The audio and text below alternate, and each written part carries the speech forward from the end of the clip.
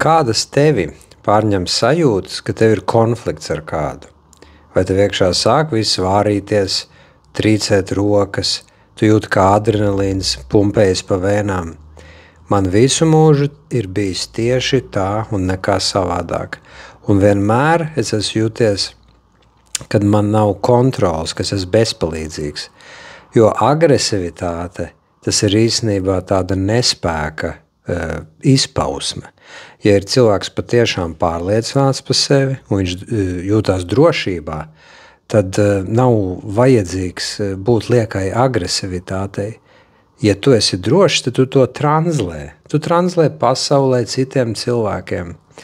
Un es vēlējos pastāstīt, kāds interesants notikums notika šodien. Es esmu atbraucis uz Angliju darba jautājumos, un es esmu tagad datu centrā, un tur čekojos iekšā, un tas cilvēks, tas vīrietis, ja, man priekšā tāds ļoti strikts, aptuveni armijas stils, ja. Un tur viens vārds otrs, un es viņam kaut ko stāstu, ka tā un šitā, un viņš pasaka vienkārši, nē, tā nav, un tu man te nestāsti. Un es solīdi, respektabli tā, kā teikt, atļaujiet lūdzu man izskaidrot, un es redzu, ka šeit ir kāda, laikam pārpratums kaut kāds, jā. Un viņš uzreiz, nē, tu man te nestāsti, jā. Un es uzreiz jūtu, iekšā jau sāk iet adrenalīniņš, sāk tā vārīties jau, jā. Jo diezgan tā spēcīgi viņš, uz maniem tā reaģē, vai ne? Un finālā, kā teikt, es viņam to dabu izskaidrot, jā. Bet tur tā bišķīt, bija tā augstos toņos, viņš man tur pasaka, tu man te nerunā, un es viņam pasaku, paga, arī tu bez maz te nerunā, ļauj man pateikt, jā, kā teikt, bez tur paceltām balsīm un tā, bet tas saspilējums jūtams gaisā, vai ne?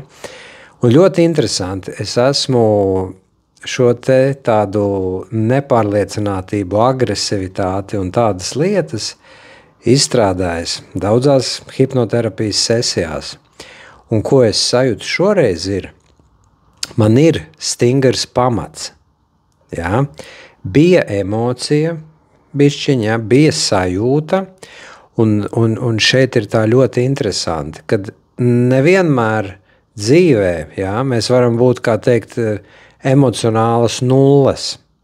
Protams, ka mums visiem ir, kā teikt, cilvēkiem visa sajūtu gamma, mēs to jūtam, un mēs dzīvojam un piedzīvojam, un mēs vienmēr jutīsimies kaut kādā veidā, kaut kādās situācijās.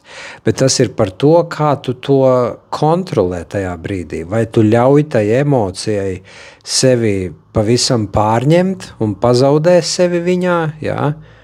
Un kā teikt, tad liekas, kad viss ir pagalām, es esmu bezpalīdzīgs, kāpēc es tāds, vai ne, kāpēc es tāds nīkuls, vai nevar par sevi pastāvēt, vai arī, ja it kā var pastāvēt, kāpēc es tik agresīvs un kāpēc es tāds esmu, jā, man tas viss bija kādreiz. Tas tagad ir aizgājis, ir vēl palicis kaut kas, lietas, kas ir jāizstrādā, jo izaugsme tas ir mūža process, bet tas ir ļoti forši, kā es varu just to stabilitāti. Pagāja pāris minūtes, ja tur tas adrenalīniņš pārgāja, un tālāk manā komunikācijā ar to vīrieti, ja, mums tā interesanti. Viņš turpat atplauka, bija tāds laipns, ja, un manī nebija ne kripatas kaut kāda aizvainojuma. Es atceros sevi iepriekš dzīvē, ja, līdzīgas situācijas mani atstātu tādu nedaudz tādu aizvainojuma tādu sajūtiņu, vai ne? Un tas jau ir tas, kas pēc tam liek tam otram, apzinoties vai neapzinoties, tev vēl vairāk varbūt gruzīt virsū, vai ne, ka tu tāds aizvainotais. Un tas ir viss man pazudis. Es jūtos, vārdu sakot, stabils, spēcīgs, komunicējot ar otru, es translēju savu vērtības sajūtu, un, ja rodas kaut kāda pārpratuma konflikta, kas mums dzīvē vienmēr ar kādu radīsies, tā ir dzīve, ja, tad svarīgi ir šo sajūtu paņemt grožos un, kā teikt, kontrolēt un neļaut viņai sevi pārvērst par neprāti. Vienmēr tas lēmums ir mūsu rokās, kā mēs rīkojamies. Un ko hipnoterapija dod, viņa dod to iespēju izstrādāt tās īstās apakšā esošās traumas, visas tās saknes izņemt ārā, jā, lai spēku un varu atdotu atpakaļ tavās rokās, un tad tu jau tālāk kontrolē, kā tu gribi justies. Ja? Tas ir super spēcīgi un dod prieku un spēku dzīvot. Ja? Tā kā hipnoterapija, tas ir kaut kas vienkārši kolosāls. Tas ir instruments, kā var vienkārši iemācīties paņemt dzīvi atpakaļ savās rokās un dzīvot uz pilnu krūti. Lai jauka diena!